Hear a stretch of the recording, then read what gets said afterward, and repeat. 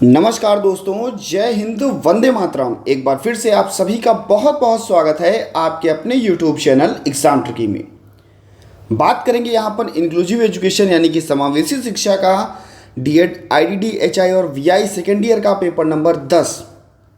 और भैया इसकी यूनिट 2 पर यहाँ पर हम लोग चर्चा करेंगे। यूनिट 1 जो है वो आपकी अपलोड कर दी गई है। अगर आपने नहीं देखी हो तो प्लेलिस्ट में जा करके आप लोग देख लीजिएगा। और अगर आप टेलीग्राम ग्रुप से जुड़े हुए हैं तो जिस दिन एग्ज़ाम होगा एक दिन पहले आपको वहाँ पर लिंक भी सभी की शेयर कर दी जाएगी। अगर नहीं जुड़े हैं तो जुड़ जाइएगा टेलीग्राम ग्रुप से, सारी लिंक वहाँ पर आपको मिलती रहेंगी जो कि आपके लिए इम्पॉर्टेंट रहेंगी।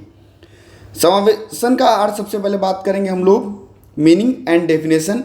इंक्लूजन यानी कि समावेशन का अर्थ और परिभाषा। तो समावेशन के अर्थ की जब बात करते हैं तो कहते हैं समावेशन का मतलब किसी भी समूह, समुदाय, संगठन में सभी व्यक्तियों को, चाहे वो किसी भी पृष्ठभूमि के हों, लिंग, जाति, धर्म, आयु, दिव्यांगता, कोई भी उनमें विभिन्नता हो, इसके बावजूद भी उन्हें क्या मिले, सम्मिलित किया जाए और उनको समान अधिकार दिया जाए, उनको सम्मान दिया जाए। किसी भी धर्म, जाति, लिंग, दिव्यांगता, आयु, किसी भी पृष्ठभूमि का बच्चा जिसे एक साथ में सम्मिलित किया जाए और भैया उस बच्चे को समान अधिकार दिया जाए, उसको समानता दी जाए, उसी को हम लोग क्या कहते हैं, इंक्लूजन कहते हैं, यानी कि समावेशन कहते हैं। समावेशन की परिभाषा के बारे में बात करेंगे तो कहेंगे समावेशन एक ऐसी प्रक्रिया है जिसमें विभिन्नता के बावजूद सभी व्यक्तियों को समान अवसर मिले। कोई भी व्यक्ति हो, कोई भी उसमें विभिन्नताएं हो, कि कितना भी किसी से अलग क्यों ना हो, लेकिन सभी को समान अवसर मिले, सभी को उसके अकॉर्डिंग संसाधन मिले और भैया उसको मान्यता प्राप्त हो सके। इसका उद्देश्य सभी लोगों को समान रूप से सामाजिक, आर्थिक और सांस्कृतिक जीवन जीने में अधिकार देना है। समावेशन की प्रक्रिया में यह सुनिश्चित किया जाता है कि कोई भी व्यक्ति भेदभाव या बहिष्करण का सामना ना करे। किसी भी व्यक्ति को क्या भेदभाव और बहिष्कार जो है वो ना मिले, किसी भी व्यक्ति में भेदभाव ना किया जाए, उसका सामना ना करे वो व्यक्ति, और हर व्यक्ति को क्या मिले, समान रूप से विकसित होने का मौका मिले। हर व्यक्ति समान रूप से बेहतर हो, बढ़िया हो, विकसित हो। उदाहरण में अगर हम बात करें तो कहेंगे शिक्षा में समावेशन। शिक्षा में जब समावेशन किया गया तो कहा गया समावेशी शिक्षा, यानी कि बच्चे को मुख्य धारा से जोड़ना, सभी बच्चों को मुख्य योजनाएं देना, उनके अधिगम को बढ़ावा देना, शारीरिक, मानसिक उनकी क्षमता कुछ भी हो, उनके लिए समान अधिकार उन्हें देना। और इसके कार्यस्थल में समावेशन सभी कर्मचारियों को उनकी विविध पृष्ठभूमि के बावजूद समान अवसर और भैया संसाधन प्रदान कराता है। समावेशन का मुख्य उद्देश्य सभी लोग समाज में अपनी पूर्ण क्षमता के साथ योगदान कर सके और सम्मानपूर्वक जीवन जी सके। तो ये आपका क्या कहलाता है भैया, समावेशन कहलाता है, इंक्लूजन कहलाता है। और अब हम लोग बात करते हैं यूनिट 2.2 की। टेलीग्राम ग्रुप जिसका नाम है exam tricky for special education, join कर लीजिएगा। अगर आपने अभी तक नहीं ज्वाइन किया, लगभग 18,000 का परिवार वहाँ पर आपको मिलने वाला है। तो बात करते हैं, और 18,000 लोग वो जो अपने स्पेशल एजुकेशन से जुड़े हुए हैं। बहुत बहुत धन्यवाद दोस्तों, आप लोगों ने अपने इस परिवार को 61 के जो था वो कंप्लीट कराया। आप देखते हैं कि कितनी जल्दी आप लोग 100 के कराते हो। बस यही उद्देश्य है अपना, कि अपना एग्जाम ट्रिकी परिवार इतना बड़ा हो जाए कि भैया 1 लाख लोग अपने साथ जुड़ जाएं। और 61,000 लोग जहाँ पर एक साथ में मिल जाएंगे, वहाँ पर 1 लाख लोग तो बहुत आराम से हो जाएंगे। बात करते हैं समावेशन के सिद्धांत की। जब हम लोग समावेशन के सिद्धांत की बात करेंगे तो हम कहेंगे कि समावेशन के सिद्धांत में व्यक्ति को समानता, व्यक्ति की पहुंच, उसके अवसर और बच्चों के अधिकारों को बढ़ावा दिया जाए, जिससे दिव्यांग छात्र उनमें क्या हो सके, किसी भी प्रकार का भेदभाव ना हो सके और इसके अंतर्गत उनमें प्रगति हो। और हम कह सकते हैं कि बच्चे में ज़्यादा से ज़्यादा हम शैक्षिक अवसरों को जोड़ें जो उनकी वातावरण को देखते हुए उनकी आवश्यकताओं को बेहतर बनाएं। छात्रों की शैक्षिक जो अवसर हैं उसमें वो बेहतर मिल सके, उनको समानता मिल सके। तो कहेंगे भाई इस सिद्धांतों का उद्देश्य क्या होगा, इस सिद्धांत का उद्देश्य क्या होगा? तो कहेंगे जो भी समावेशन के सिद्धांत है उनका उद्देश्य छात्रों की समानता, अवसर और अधिकारों को बढ़ावा देना, छात्रों के भेदभाव को कम करना, उनके साथ जो भी स्थितियां हैं उनके लिए उचित व्यवहार करना, देखभाल को बेहतर करना और भैया समावेशन जो है इसको बेहतर करना, उसकी प्रगति करना। इसके अंतर्गत बच्चे में क्या देंगे हम? बच्चे में हम समानता देंगे, इक्विटी देंगे। जब हम बच्चे को इक्वलिटी देंगे, समानता देंगे, तो समान अवसर और अधिकार उनको दिए जाएंगे। बच्चा चाहे लिंग, जात, धर्म, आयु, दिव्यांगता व अन्य किसी भी विभिन्नता का हो, तो ये आपको देखने को मिलेगा। किसी भी बच्चे में हमको भेदभाव नहीं करना है। बात करेंगे रिस्पेक्ट यानी कि सम्मान की, तो कहेंगे कि प्रत्येक व्यक्ति की गरिमा उसके अद्वितीयता का सम्मान करती है, व्यक्ति के विचार, अनुभव और योगदान को क्या देती है? मान्यता देती है।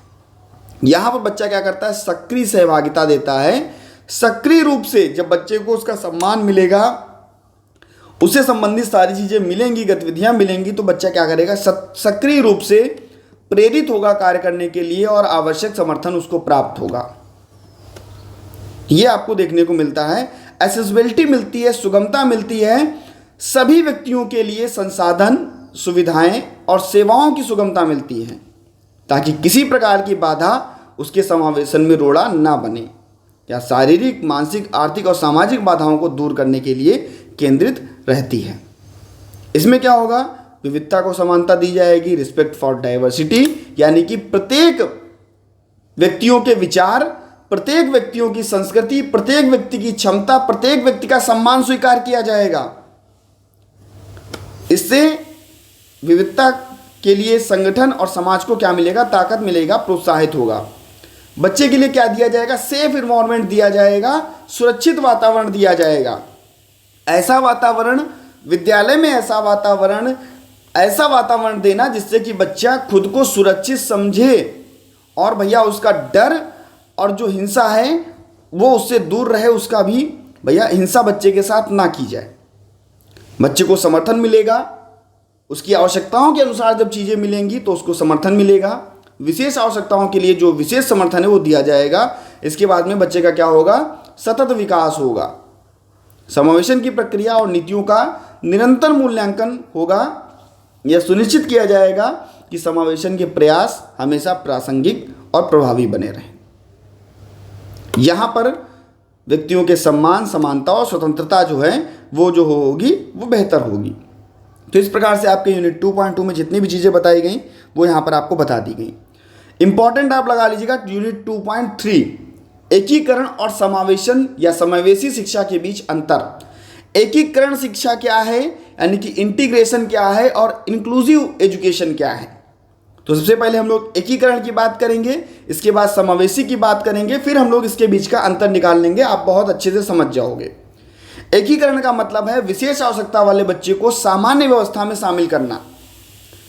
जो बच्चा, हम कह सकते हैं कि सामान्य व्यवस्था, यानी कि अगर कोई भी बच्चा जा रहा है स्कूल पढ़ने के लिए तो वहाँ पर सामान्य स्कूल पढ़ने जा रहा है बच्चा, तो सामान्य बच्चे के हिसाब से सारे चीज़ों को वहाँ पर डेवलप किया जाएगा। लेकिन विशेष आवश्यकता वाले बच्चे वहाँ पर पढ़ने के लिए जाएंगे बिना किसी विशेष आवश्यकता को ध्यान में रखते हुए, केवल उनको मुख्य धारा की कक्षाओं में शामिल करना और किसी भी प्रकार का समर्थन और सेवाएं ना देना। विशेष बच्चों को किसी भी प्रकार का समर्थन और सेवाएं ना देना, केवल और केवल उन्हें मुख्य धारा की कक्षाओं में शामिल करना, यानी कि सामान्य बच्चों की कक्षा में शामिल करना, यही आपका कहलाएगा एकीकरण। क्या होगा? इसमें स्थानिक एकीकरण मिलेगा, एकता मिलेगी। बच्चा एक जगह पर जाकर के अपनी आवश्यकताओं की पूर्ति करेगा, कक्षाओं में रहेगा, लेकिन उनका कोई भी अनुकूलन जो है विशेष बच्चे का वो नहीं किया जाएगा। विभाजन किया जा सकता है अलग अलग समूहों में बांटकर सामान्य और विशेष छात्रों को, बच्चे को क्या किया जाता है, सीमित समर्थन दिया जाता है। विशेष बच्चे जो हैं, विशेष आवश्यकता वाले जो बच्चे हैं, उनकी आवश्यकता को सीमित समर्थन दिया जाएगा, उन्हें कोई भी संसाधन नहीं दिया जाएगा और भैया उनकी क्षमता पर कोई भी ध्यान नहीं दिया जाएगा।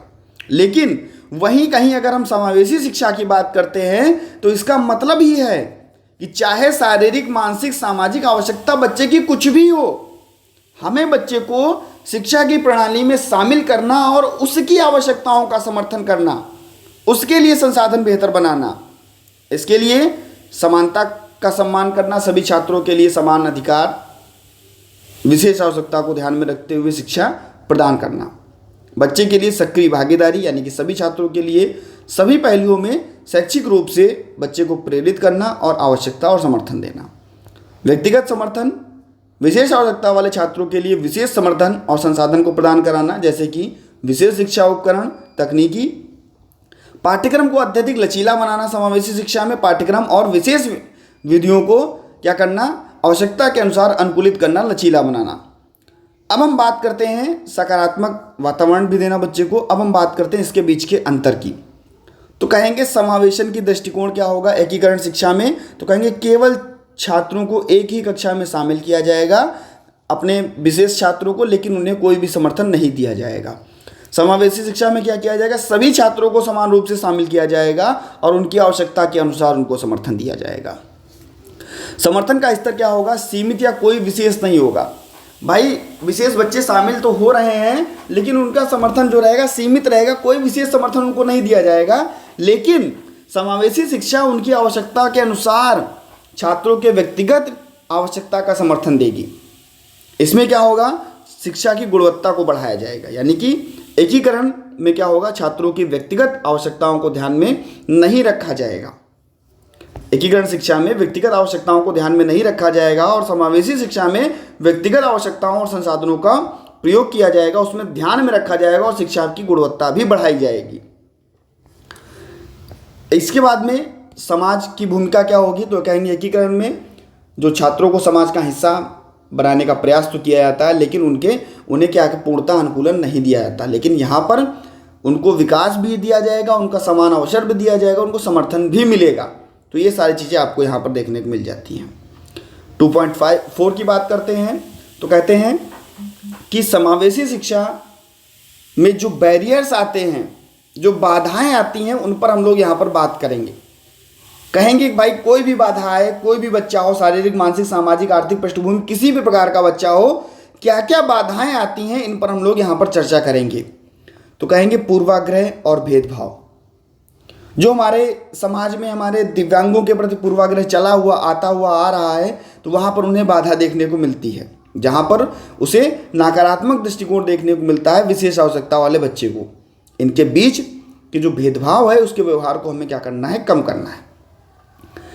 आपको यहाँ पर सांविधिक संरचना की कमी भी देखने को मिलती है। तो यहाँ पर हम कहेंगे कि जो भी संसाधन, उपकरण और सुविधाओं की कमी, जैसे कि रैंप की व्यवस्था, विशेष शिक्षा सामग्री की व्यवस्था, सहायक तकनीकों की व्यवस्था, तो इनकी व्यवस्था जो है यहाँ पर आपको कम देखने को मिलती है। इसके बाद में क्योंकि अगर कम है समावेशन में, तभी बाधा आती है। भाई समावेशन में कब बाधा आएगी, मान लीजिए बच्चा गया विद्यालय, रैंप नहीं है, कैसे चढ़ पाएगा, विशेष सामग्री नहीं है, कैसे पढ़ पाएगा, सहायक तकनीक नहीं है, असिस्टिव टेक्नोलॉजी नहीं है, तो बच्चा कैसे करेगा, कैसे सीखेगा। तो यही बाधाएं आती हैं समावेशन में। इसके बाद में बात करते हैं शिक्षकों का प्रशिक्षण, क्योंकि अभी भी आपको पता है कि जो सामान्य शिक्षक हैं उनको विशेष शिक्षक का प्रशिक्षण नहीं दिया गया, और जब विशेष शिक्षक का प्रशिक्षण नहीं दिया गया तो विशेष आवश्यकताओं को, जो आवश्यकता वाले बच्चे हैं, उनको किस तरीके से पढ़ा पाएंगे, ये भी देखने को मिलता है। कहेंगे पारिवारिक समर्थन में कमी देखने को मिलती है, माता पिता अपने बच्चों को समावेशी शिक्षा के लिए तैयार नहीं कर पाते और स्कूलों में भेजना पसंद नहीं करते। वित्तीय समस्याएं भी देखने को मिलती हैं, तो यहाँ पर ये चीज़ें आपको देखने को मिलती है। इसमें सहायक क्या होता है, इसमें सहायता दृष्टिकोण, अगर हम पॉजिटिव एटीट्यूड की बात करते हैं तो कहते हैं कि भैया शिक्षकों, अभिभावकों और बच्चों को सकारात्मक दृष्टिकोण और समावेशी शिक्षा को बढ़ावा दिया जाए। शिक्षकों को प्रशिक्षण दिया जाए, कार्यशालाएं दी जाएं, जिससे कि भैया बच्चा जो शिक्षक है विशेष शिक्षा के बारे में जान सके, समावेशी शिक्षा के बारे में जान सके। सरकार द्वारा बनाई गई नीतियां अनिवार्य रूप से लागू की जाए, जहां पर भैया सफलतापूर्वक उनको मदद मिले और भैया इसके लिए सपोर्ट किया जाए, वित्त का भी फाइनेंस दिया जाए। तो ये सारी चीज़ें आपको यहाँ पर देखने को मिलेंगी जो इन बाधाओं को दूर करेंगी, जो बाधाएं हमने पहले पढ़ी थी। अब हम बात कर लेते हैं 2.5 की। इससे पहले दोस्तों, चैनल पर अगर आप पहली बार हैं, चैनल अच्छा लग रहा है भैया, वीडियो अच्छी लगती हैं, आपको लगता है कि आपके लिए कोई काम किया जा रहा है इस एग्जाम ट्रिकी परिवार में, तो चैनल को सब्सक्राइब कर लीजिएगा और बेल आइकन में ऑल का ऑप्शन प्रेस कर लीजिएगा। सभी वीडियोस की नोटिफिकेशन पहुंचती रहेगी। और फिर भी अगर नोटिफिकेशन नहीं पहुंच पाती है तो exam tricky for special education Telegram group को ज्वाइन कर लीजिएगा, वहां पर भी आपकी लिंक शेयर कर दी जाती है।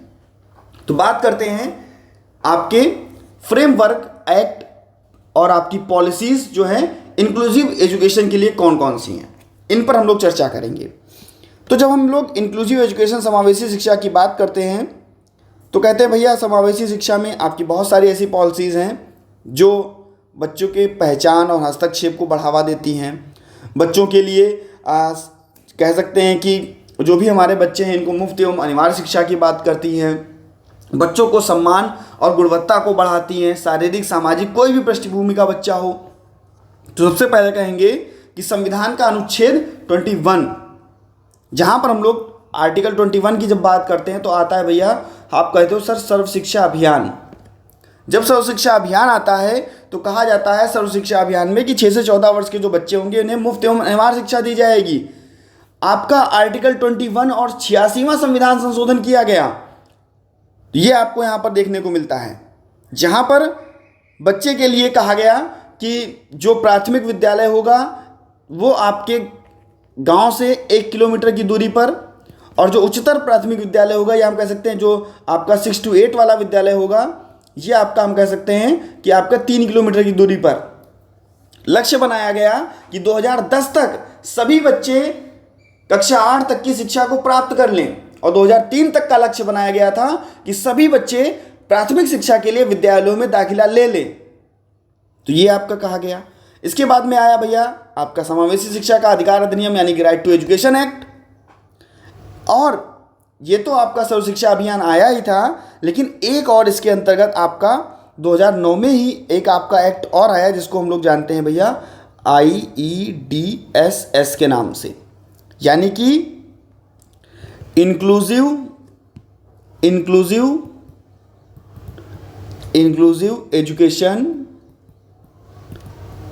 Education for disabled at secondary stage, ये आपका आया 2009 में। ये भी आपके आप नाम से ही स्पष्ट है, इंक्लूसिव एजुकेशन, यानी कि माध्यमिक स्तर पर जो दिव्यांग बच्चे हैं इनके लिए समावेशी शिक्षा की योजना बनाना। जो हमारे बच्चे क्लास 9 से 12th के बीच में थे, इनके लिए भी ये आया। इसके तहत जो भी छात्र हैं आपके माध्यमिक स्तर के, इनके लिए समावेशी वातावरण, इनके लिए संपूर्ण जिम्मेदारी, इन सभी चीज़ों का यहाँ पर क्या किया गया, इनको बेहतर बनाने के लिए प्रयास किया गया। इन्हें तकनीक दी गई, नई नई सहायताएं दी गई। तो ये सारी चीज़ें आपसे इसकी फुल फॉर्म भी पूछ सकता है, आपसे RMSA की फुल फॉर्म भी पूछ सकता है, राष्ट्रीय माध्यमिक शिक्षा अभियान। यहाँ पर भी माध्यमिक स्तर पर शिक्षा के समग्र गुणवत्ता को बढ़ाना, सभी दिव्यांगों की बाधाओं को दूर करना, यह भी आपको देखने को मिला। इसके बाद में भैया दिव्यांगों के लिए समान अवसर, भैया यहाँ पर भी आपको मिला, जो कि आपका एक्ट यहाँ पर था PWD एक्ट। इसका नया रूप आया RPWD का भी यहाँ पर भी मिला, स्वतंत्र अधिकार मिले। इसके बाद में नेशनल पॉलिसी फॉर चिल्ड्रन 2013 में जी लागू किया गया, यहाँ पर भी मिला। भैया सभी बच्चों के लिए शिक्षा, स्वास्थ्य, पोषण की प्राथमिकता देना और बच्चे को बेहतर बनाना, पॉलिसीज़ यहाँ पर दी गई। बच्चे के लिए NEP आई, नेशनल एजुकेशन पॉलिसी 2020 आई, और भैया आपका सर्व शिक्षा अभियान इंक्लूसिव एजुकेशन वाला भी, सर्व शिक्षा अभियान फॉर इंक्लूसिव एजुकेशन, ये भी चलाया गया। तो ये सारी चीज़ें आपको यहाँ पर देखने को मिलती हैं जो कि आप लोग लिख सकते हो, आपके लिए इम्पॉर्टेंट थी, वो मैंने बता दी। इन सभी का कार्य विद्यालय में शिक्षक, अभिभावक और समुदाय को बेहतर बनाना, बच्चे के लिए नए अवसर देना और भैया इसे सफलतापूर्वक सभी बच्चों पर लागू करना। तो इस प्रकार से आपका यूनिट 2 था जो कि कंप्लीट हुआ। और वीडियो को शेयर कर दीजिएगा, अच्छी लगी हो तो वीडियो का लाइक भी कर दीजिएगा। धन्यवाद दोस्तों।